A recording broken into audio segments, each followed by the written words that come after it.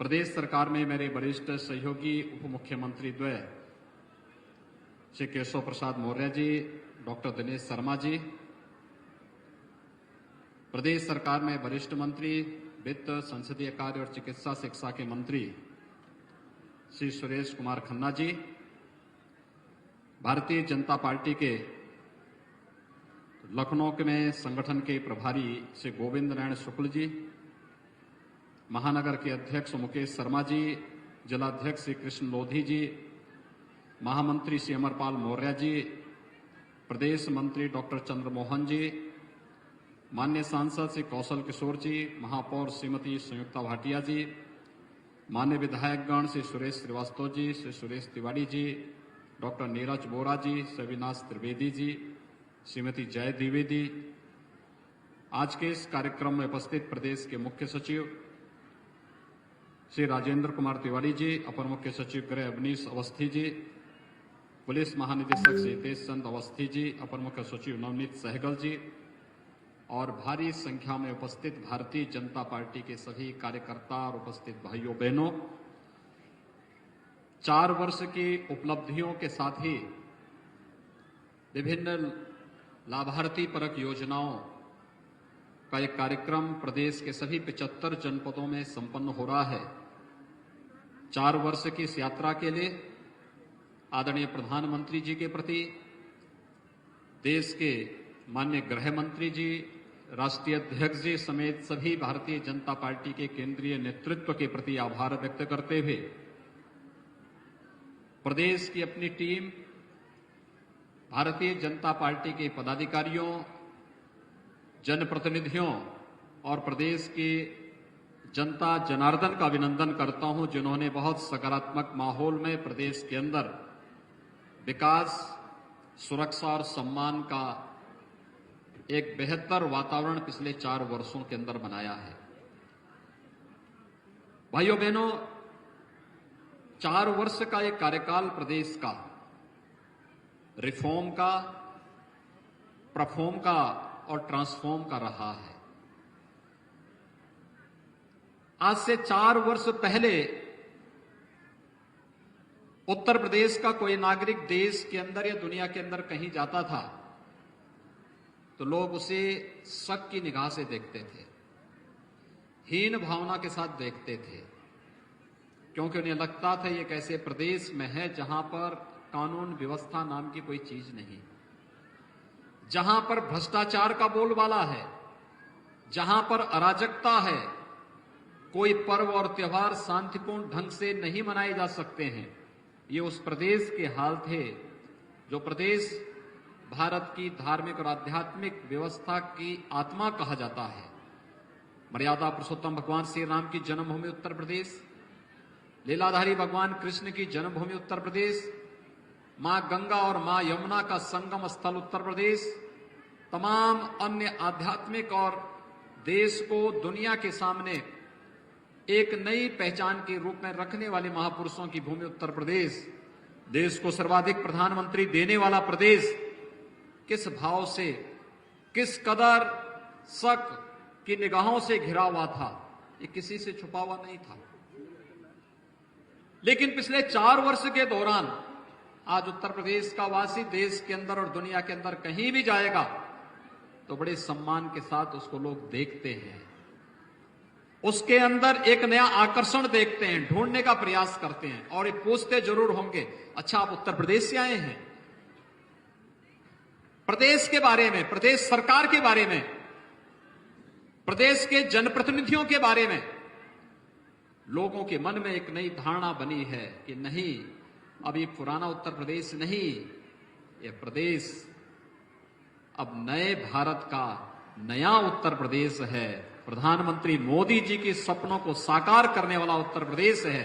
और ये जो सम्मान का भाव पैदा हुआ है, ये केवल मेरे लिए नहीं, मेरे सहयोगी उप मुख्यमंत्री या मंत्रियों के लिए नहीं, केवल संगठन के पदाधिकारियों के लिए नहीं, प्रदेश के 24 करोड़ जनता के सम्मान को, स्वाभिमान को बढ़ाने वाला ये अवसर है।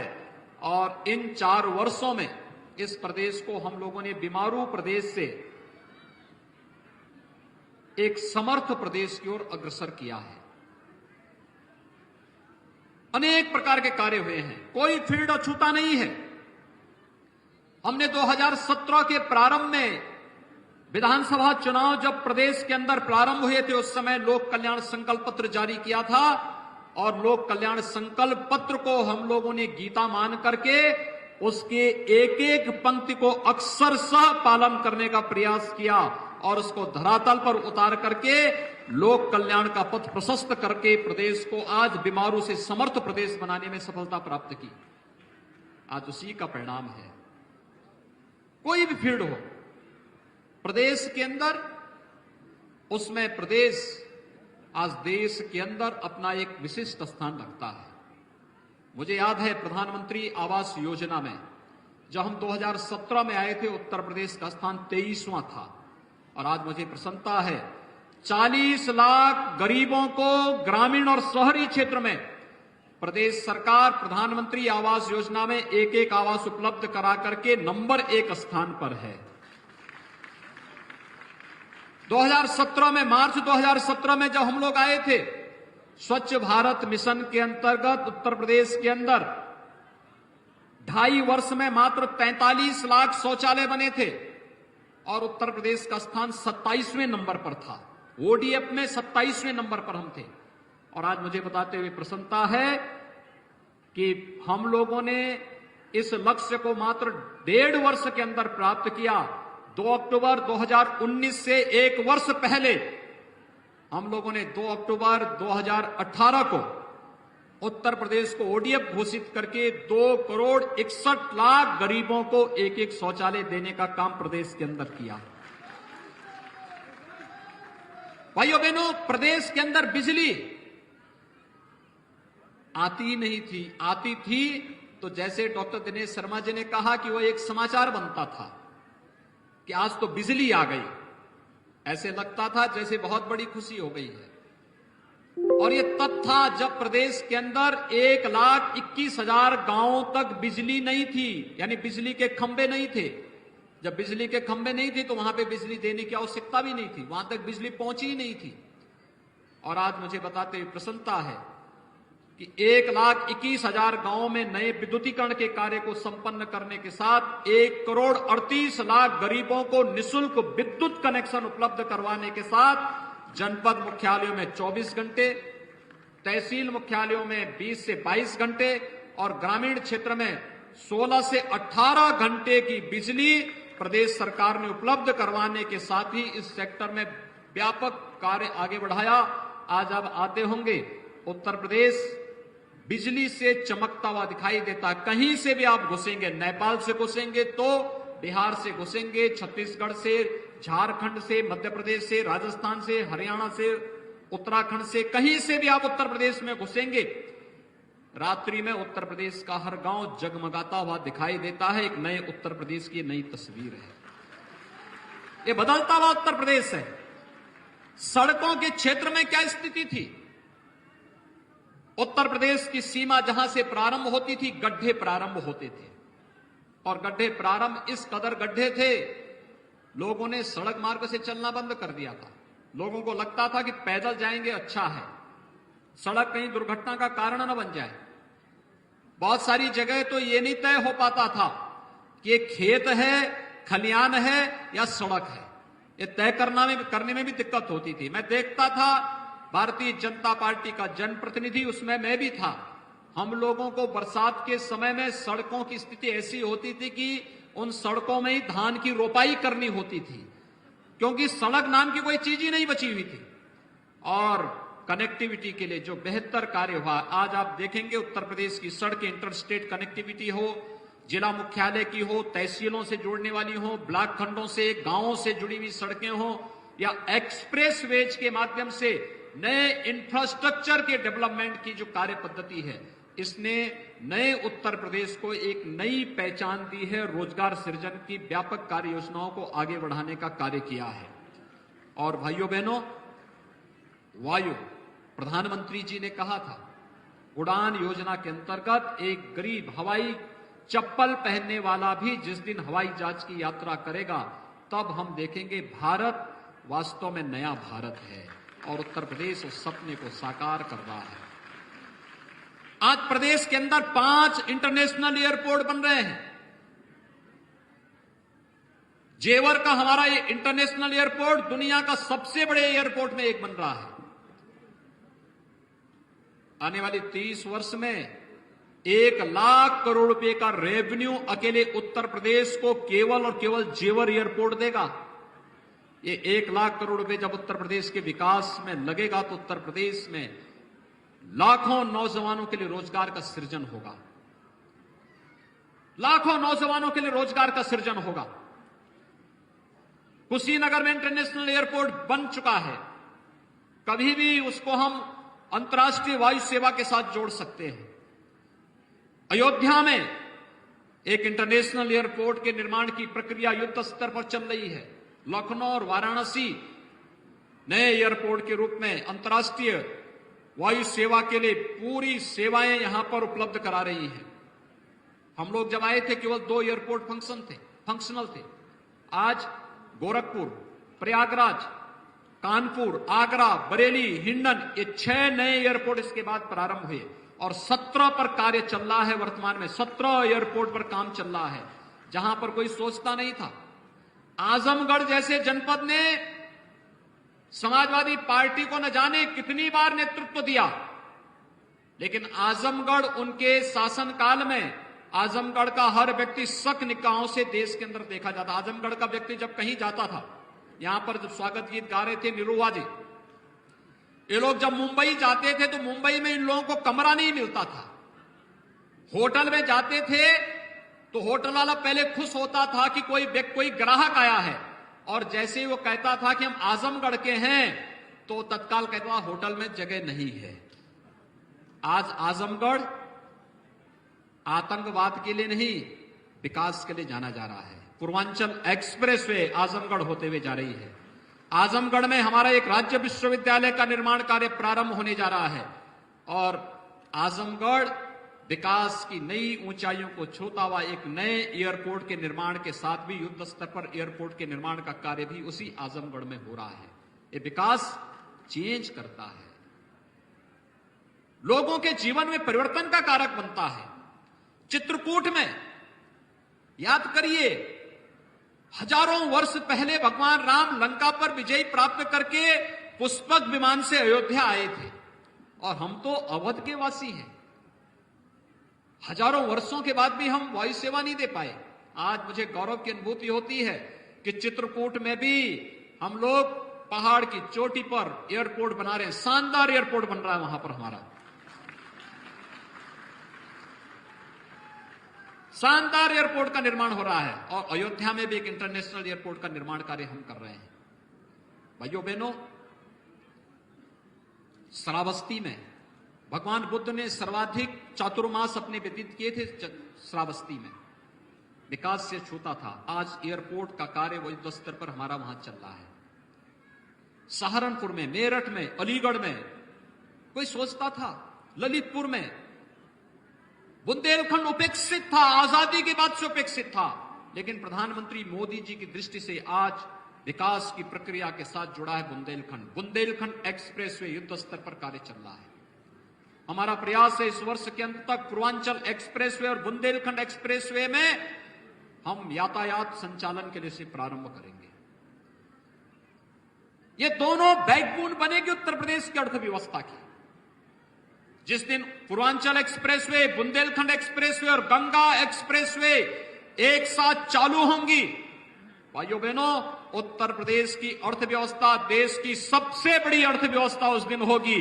उस दिन उत्तर प्रदेश की अर्थव्यवस्था को फिर कोई उत्तर प्रदेश को बीमारू राज्य नहीं कहेगा। ये नए उत्तर प्रदेश की नई तस्वीर सबके सामने रखते हुए मुझे बहुत हार्दिक प्रसन्नता की अनुभूति हो रही है। और भाइयों बहनों, ये हम सफल इसलिए हो पाए हैं क्योंकि हमारे सामने आदरणीय प्रधानमंत्री जी का मार्गदर्शन और आप सबका, जनता जनार्दन का आशीर्वाद जो प्रदेश सरकार के साथ था। प्रदेश के एक एक सुधारवादी कदम को गांव ने, गरीब ने, किसान ने, नौजवान ने, महिलाओं ने इसको स्वीकारा। प्रदेश सरकार ने जो कदम उठाए कि नकल विहीन परीक्षा होनी है, तो यहां के नौजवानों ने सहर्ष उसको स्वीकार किया। हां, हम नकल नहीं करेंगे, और नकल विहीन परीक्षा को माध्यमिक शिक्षा परिषद ने, उच्च शिक्षा विभाग ने प्रदेश के अंदर लागू करके एक नया शैक्षणिक माहौल प्रदेश के अंदर देने का कार्य किया। टेक्निकल एजुकेशन में, मेडिकल एजुकेशन में कितना परिवर्तन हुआ। 1947 से लेकर के 2016-17 तक केवल 12 मेडिकल कॉलेज, और 2016-17 से 2020-21 के बीच में हम लोग आज 30 नए गवर्नमेंट मेडिकल कॉलेज बना रहे हैं। 30 भाइयों बहनों, जो हमारे 16 जनपद बचे हुए हैं, उन 16 जनपदों के लिए भी कार्य योजना लेकर के हम लोग आ गए हैं कि इस वर्ष के अंत तक वहां पर भी हम शिलान्यास करके प्रदेश में 75 के 75 जनपदों में या तो राजकीय मेडिकल कॉलेज होंगे या पीपीपी मोड में एक मेडिकल कॉलेज हम जनता की विशेषज्ञ सेवाओं, चिकित्सा सेवा के लिए अवश्य उपलब्ध कराएंगे। आज ये प्रदेश के अंदर बन रहा है। जिस कमिश्नरी में कोई विश्वविद्यालय नहीं, वर्तमान में हम 7 नए विश्वविद्यालय बना रहे हैं। सहारनपुर में मां शाकंभरी के नाम पर एक नया विश्वविद्यालय की स्थापना की कार्रवाई युद्ध स्तर पर चल रही है। अलीगढ़ मुस्लिम विश्वविद्यालय के लिए दान जिस महापुरुष ने दिया था, महाराजा महेंद्र प्रताप सिंह ने, उनके नाम पर अलीगढ़ मुस्लिम विश्वविद्यालय में एक भी शिलापट नहीं। लेकिन राज्य सरकार ने तय किया है, हम जमीन भी राज्य सरकार की तरफ से देंगे, पैसा भी राज्य सरकार से उच्च शिक्षा विभाग दे रहा है, और राजा महेंद्र प्रताप सिंह के नाम पर एक विश्वविद्यालय की स्थापना हमारी सरकार करने जा रही है अलीगढ़ में। अलीगढ़ में हम लोग आजमगढ़ में एक नए राज्य विश्वविद्यालय की स्थापना करने जा रहे हैं। और भाइयों बहनों, सरदेव अटल जी की ये कर्म भूमि रही है लखनऊ। लखनऊ में हम लोगों ने प्रदेश के जितने भी मेडिकल कॉलेजेस हैं, इन सब के लिए एक विश्वविद्यालय, चिकित्सा विश्वविद्यालय, अटल बिहारी वाजपेयी चिकित्सा विश्वविद्यालय की स्थापना लखनऊ में युद्ध स्तर पर प्रारंभ हो रहा है। प्रदेश के अंदर विधि विश्वविद्यालय प्रयागराज में स्थापना की कार्रवाई युद्ध स्तर पर चल रही है। तो साथ साथ आयुष विश्वविद्यालय गोरखपुर में स्थापित होगा। और एक प्रदेश के अंदर हम लोग अपराध की बढ़ती प्रकृति को ध्यान में रखते हुए, उसको ध्यान में रख करके भी प्रदेश सरकार ने कार्य योजना तैयार की है। लखनऊ के अंदर UP state police and forensic institute की स्थापना करने की कार्रवाई भी प्रदेश के अंदर हम लोग यहां प्रारंभ करने जा रहे हैं। यानी हर एक क्षेत्र में कुछ न कुछ परिवर्तन हुआ है, और ये परिवर्तन प्रदेश को, प्रदेश की प्रति व्यक्ति आय को बढ़ाने में, प्रदेश में निवेश की संभावनाओं को आगे बढ़ाने के लिए, यानी व्यवसाय की सुगमता, ईज ऑफ डूइंग बिजनेस के लिए, उचित माहौल बनाने के लिए, और प्रदेश के अंदर प्रदेश की अर्थव्यवस्था को एक नई ऊंचाइयों तक पहुंचाने के लिए हम लोगों ने बड़ी मुस्तैदी के साथ ईमानदारी पूर्वक प्रयास किया। आज उसके परिणाम हम सबके सामने हैं। ईज ऑफ डूइंग बिजनेस की जब हम बात करते हैं, जब व्यवसाय की सुगमता की बात करते हैं, तो जीवन की सुगमता भी उसमें उतना ही महत्वपूर्ण है।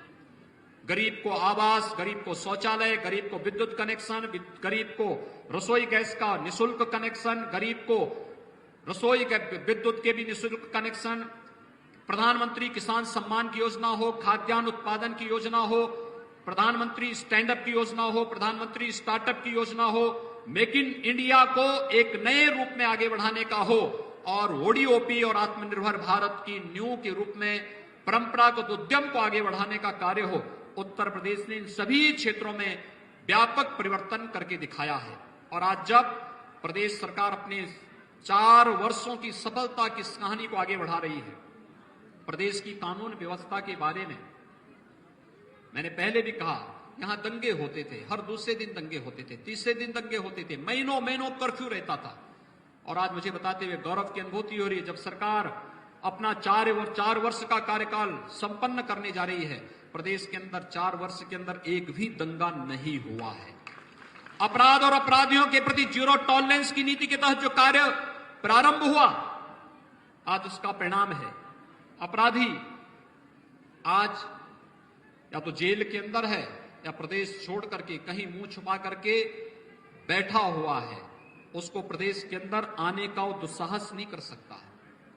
उसे मालूम है कि उत्तर प्रदेश के अंदर रूल ऑफ लॉ को हम पूरी मुस्तैदी के साथ लागू करेंगे और प्रदेश के अंदर कानून के साथ खिलवाड़ करने की छूट किसी को नहीं देंगे। बहन और बेटियों की सुरक्षा के लिए पूरी प्रतिबद्धता के साथ कार्य करेंगे। आज इसके व्यापक परिणाम हर एक क्षेत्र में देखने को मिले हैं और इसने प्रदेश में निवेश की संभावनाओं को आगे बढ़ाया है। ये वही उत्तर प्रदेश है जहां नौकरियां बिकती थी। परिवार और खानदान नौकरी के विज्ञापन निकलते ही वसूली के लिए प्रदेश के अंदर अलग अलग, कहीं चाचा, कहीं भतीजा, कहीं मामा, कहीं काका, ये सब महाभारत के सभी रिश्ते एक साथ सामने आ जाते थे। आज प्रदेश के अंदर 4 लाख नौजवानों को सरकारी नौकरी मिली, 35 लाख युवाओं को निजी क्षेत्र में हुए निवेश के कारण नौकरी मिली, 3 करोड़ से अधिक नौजवानों को प्रदेश के अंदर रोजगार और स्वतः रोजगार के साथ जोड़ने में सफलता प्राप्त हुई और कोरोना प्रबंधन में सेवा ही संगठन और प्रधानमंत्री जी के मार्गदर्शन में प्रदेश सरकार ने जो बेमिसाल कीर्तिमान स्थापित किए, विश्व स्वास्थ्य संगठन को भी प्रदेश सरकार की सराहना करने के लिए मजबूर होना पड़ा और आज भाइयों बहनों हम लोग सभी अपने आप को सुरक्षित महसूस कर रहे हैं। लेकिन अभी एक लंबी यात्रा को लेकर के हम सबको तैयार होना है। ये सब सफलता एक टीम वर्क, सबको एक साथ मिलकर के चलने की जो प्रवृत्ति रही है।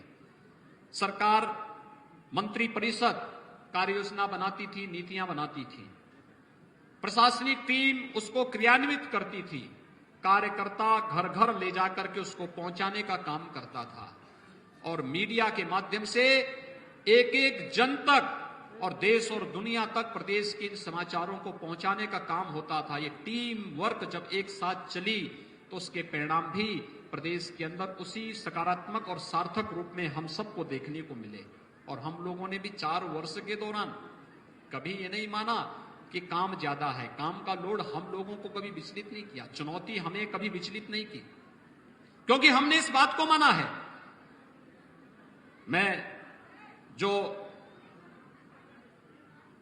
श्री मंगल सिंह सुमन जी ने इस बात को कहा था कि सागर की अपनी क्षमता है पर मांझी भी कब थकता है, जब तक श्वासों में स्पंदन है उसका हाथ नहीं रुकता है।